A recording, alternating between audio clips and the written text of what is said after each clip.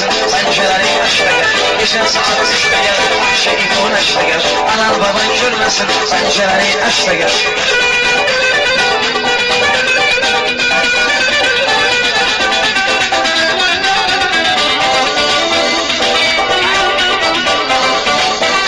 Eşik şiiri, babayı söylemeyin, aziz dostlarım, şöyle bilmeyin.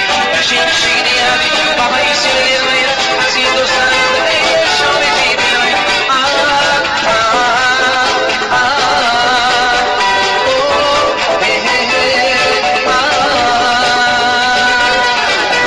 Geçen saat 3'te gel, akşeyi uğraş da gel. Anan baban görmesin, pencereyi aç da gel. Geçen saat 3'te gel, akşeyi uğraş da gel. Anan